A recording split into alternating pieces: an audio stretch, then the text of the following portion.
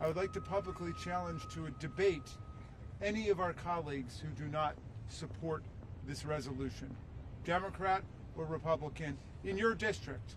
I will come to your district, and I'm sure a lot of my colleagues will join me too, to come and debate whether we should be denouncing and deploring these pardons, or we should be backing them and supporting them, either openly or with our silence. Here's where we are in America today. I'm ashamed to say, in front of Mrs. Sicknick, Gladys Sicknick, my friend, who's Officer Brian Sicknick's mom, and Ken Sicknick, his brother. Here's where we are.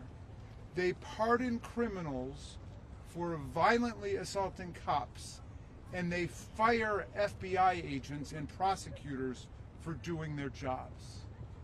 That's where we are in America today. Brian Sicknick was 42 years old when he died. He'd grown up in New Jersey, the son of wonderful parents, member of a wonderful family.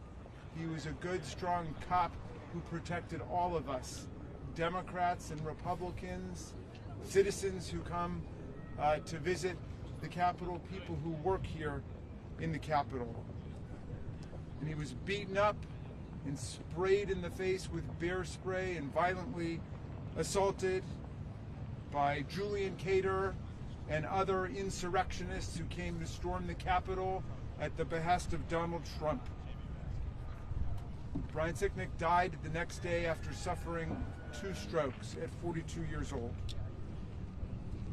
Now, in the immediate aftermath of the attack, as Congressman Don Beyer reminds us, Donald Trump did everything he could to denounce the January 6th insurrectionists.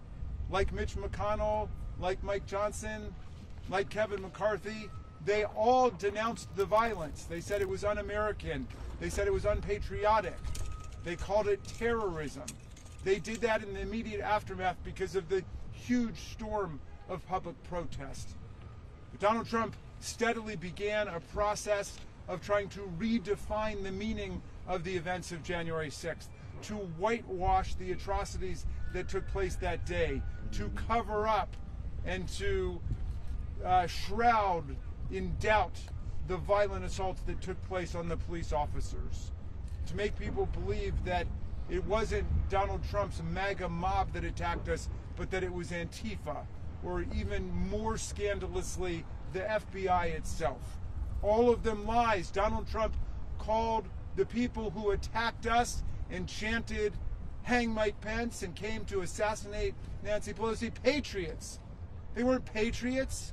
The Constitution in 4 different places opposes and condemns insurrection. It says Congress has the power to call forth the militias of the states in order to suppress insurrections in Article 1. And Section 3 of the 14th Amendment, which has been read into oblivion by the hacks Donald Trump put on the Supreme Court, says that anybody who swears an oath to uphold and defend the Constitution and violates the oath by, quote, engaging in insurrection or rebellion shall never be allowed to hold federal or state office again. If you engage in insurrection, you are not a patriot, you are an enemy of American democracy and our Constitution.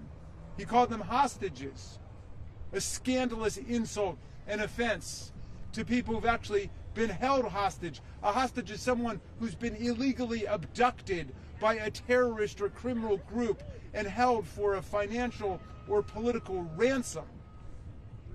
These people weren't hostages. They were defendants who were arrested and prosecuted for their crimes. And the vast majority of them pled guilty to their crimes, and the rest who went to jail were convicted after having every measure of due process, including the right to counsel, the right to appear in court and to speak publicly if they wanted to. Most of them did not. The right to cross-examine witnesses against you, and the right to hear all the evidence against you.